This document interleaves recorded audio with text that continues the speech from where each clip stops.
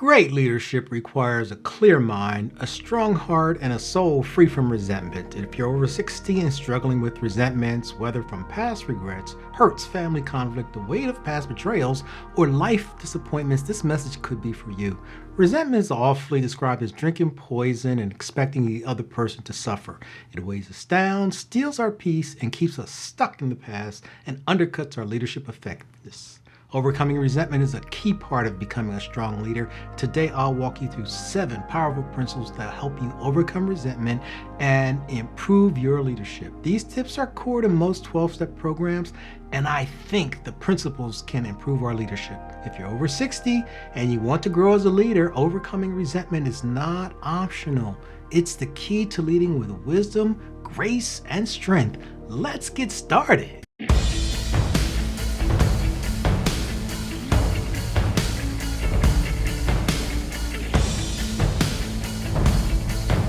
Principle 1, admit that resentment is holding you back. In the first principles, we admit that resentment takes many forms and it can hinder our leadership effectiveness. It could be a lingering grudge against a family member who wronged you, or bitterness towards a friend or coworker who betrayed your trust. It could be a simmering hidden anger at life circumstances that didn't turn out as expected. But here's the truth. Holding on to resentment doesn't change the past, it only hurts us. Resentment clouds leadership judgment. It can lead to defensiveness, negativity, and holding grudges. If left unchecked, resentment turns into bitterness, which affects relationships and decision-making. The first step to confronting resentment is admitting that it's stealing our peace, our energy, our happiness. At the end of 2018, I took up the habit of journaling. I found that writing things down is a powerful tool for trying to understand what's going on in my head and in my heart and how it might be affecting my ability to lead myself, my family, or my business. Awareness and then acceptance of our feelings is the first step to freedom. In Principle 2, we identify the sources of our resentments. Principle 2 requires us to go deep, to look within ourselves. And this takes courage, as these issues can be deeply rooted. Sometimes we think we're angry about one thing when in reality it's connected to something else. As I approach 65, my wife and I have raised 2 kids. They're grown. A lot of blood, sweat, and tears went into raising those boys. I think it's perfectly natural when sometimes we get upset they don't come around enough. I think though when I get into it, it may not be just that I'm annoyed that they don't come around. The real issue is that we have fear of loneliness. In a similar way, sometimes I get resentful when there's a loss associated with my 401k, but I have to believe it's really about being powerlessness, a degree of powerlessness in my old age, which at this time makes a lot of sense because at this recording of this episode, the U.S. is in the middle of an international tariff war and the stock market does not like it. Maybe we have been angry at some fellow leaders at work, and it may be because we never fully expressed some hurt of a past betrayal. Part of the cunning of resentment is that they can take a resident in our heads and thereby retain power of us, although we try to bury the issue. That's why we have to be extremely thorough when we try to identify the triggers of some of our resentments. 12-step programs describe the action associated with going deep as doing a searchous and fearless moral inventory of ourselves. We have to be honest with ourselves about what's really beneath our thoughts and our emotions. Understanding the root cause helps us address the real issue. Although this work requires courage, it is well documented that you can't heal what you don't reveal. Leaders who don't examine their resentments risk projecting their unresolved emotions onto others. In Principle 3, we accept our part in this situation. The third principle challenges us to accept the possibility that our actions may be part of the problem. Often we hold resentments against other people because we feel like victims. But in many cases, we played some role in the situation, even if it was small. For example, maybe we had expectations about what others were going to do that weren't clearly communicated. Or as leaders, we avoided a tough conversation that could have cleared the air, but it was easier to just hope the issue would just go away.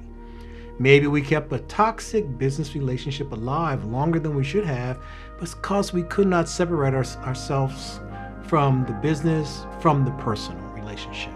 For the record, this line of thinking is not about blaming yourself. It's about taking ownership of your role. Strong leaders regularly ask themselves if they contribute to an undesirable situation in any way. If the answer is yes, then we should acknowledge it.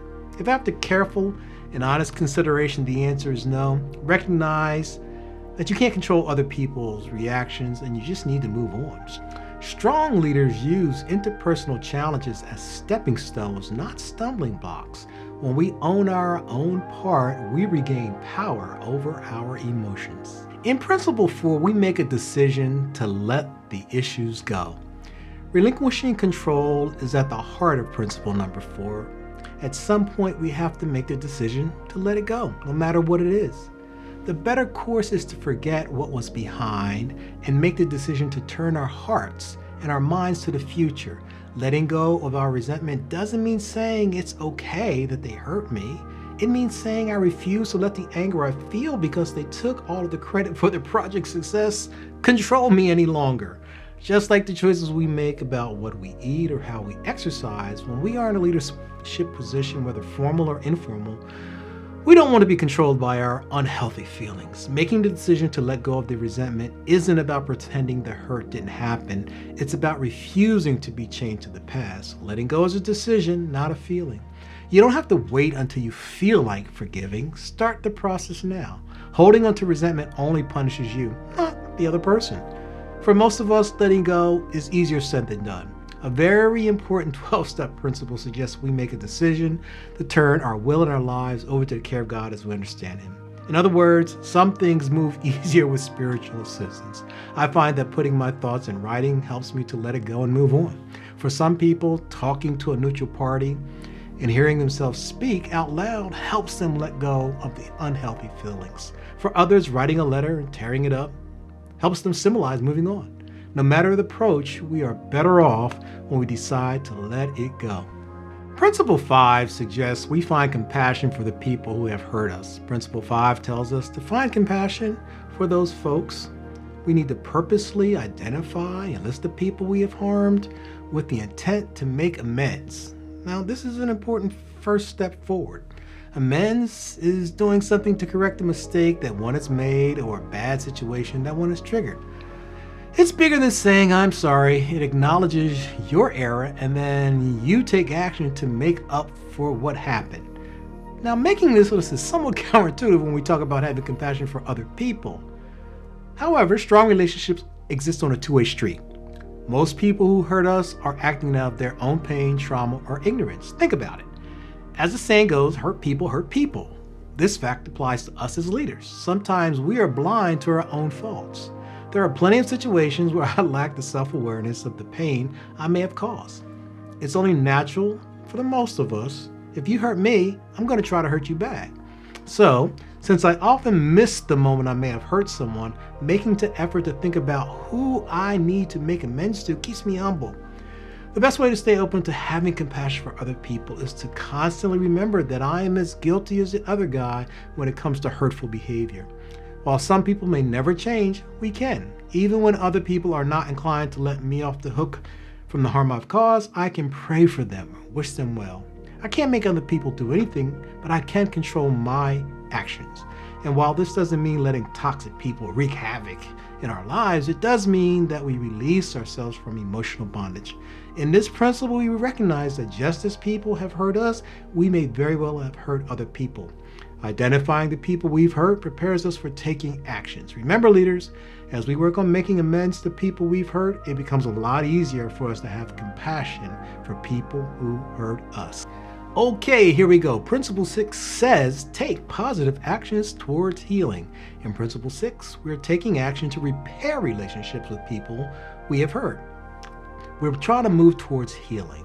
In Principle 5, I talked about identifying the people we have an issue with and having an understanding of whether we did something to harm them or did they do something to harm us. Working on resentment is not just an internal process, it requires positive actions. We should be in a continual mode of asking ourselves, as leaders, what action can I take today to move towards peace? The objective here is to change our mindset about people in a positive manner. The direct approach is to have a long overdue conversation. This is not easy, as I stated earlier, and amends is more than sorry. It's saying I was wrong and I'm going to fix it. Perhaps fixing it could be embarrassing, maybe it can cost us money, even worse, it may even tarnish our reputation. Nevertheless, unless our actions will create another type of harm in another person's life, we should seek to acknowledge and repair the damage to the best of our ability. If you don't know where a person is or cannot otherwise connect with the person, we are well served doing our best to carry out our intent to make the amends. In the alternative, we can engage in some self-help, focus on physical, emotion, and spiritual help, which can help improve our relationship with people in general. In a similar vein, we can set up boundaries to protect ourselves from future pain. A time-tested cure for healing is to do something good for someone else, as helping others shifts our focus away from our resentment. It's really hard for me to get stuck in my own problems when I am helping someone else. In short, leaders lead, so if we can initiate a positive interaction with someone, we should do it. If for some reason we can't do it directly, we literally can't find them, for example, we can use other means and measures to resolve the issues in our hearts and mind. And finally, we are here at Principle 7, commit to a resentment-free life. Principle 7 recognizes that healing from resentment isn't a one-time event. It's literally a daily choice where we commit to a resentment-free life. So how do we do that? Each morning ask yourself, what kind of energy do I want to carry today? Even after doing the work to clean up old resentments, new offenses and hurts will arise. That's why we must commit to recognizing resentment early and stop it before it festers. Stuffing the slights and the little innuendos that people can offer up can push us to the breaking point if we are not careful. Catch it before the matters get out of hand. Have you ever been walking around with a pit in your belly and the person who hurt you seems to be oblivious to your heart condition? It's happened to me so many times I can't even count. Because I see myself as a leader, I've learned that I can protect myself from resentment by adopting and practicing forgiveness as a lifestyle instead of just waiting for the other person to help me get over it. The operative word here is practicing. Automatically forgiving is not natural for most of us. If you hurt me, it's just not my way to automatically slip into forgiveness mode. Instead, I am more inclined to give you some of what you gave me or suffer in silence until I eventually get over it. As leaders, we must always remember that one of the best cures for resentment is staying focused on other people. Our people will do what they see us do. Consequently, surrounding ourselves with positive, growth-minded people who lift us up as opposed to pulling us down is a powerful tool. In our post-COVID world, there is not a successful virtual class or training that does not emphasize the importance of having an encouraging tribe around you to help you succeed. If you feel resentment creeping in, address it immediately. Don't let it take root. Again, your leadership effectiveness will be more consistent, objective, and reliable if you are not held back by unresolved resentments. Overcoming resentment after Suki is not about ignoring the past, it's about refusing to let the past define your future. Your leadership legacy is still important to be weighed down by resentment. Leaders who make the greatest impact are those who lead with a clear heart and focused vision. Make the decision today to release resentment and step into the leader you were created to be. Earlier, I described resentment as drinking poison and expecting the other person to suffer. On the other hand, an offense refers to something that causes a person to stumble or feel wronged. If you're interested in learning more about offense, check out this video up here. If this video encouraged you, please like, subscribe, and share. Your best years are ahead of you. Choose peace over resentment. God bless you.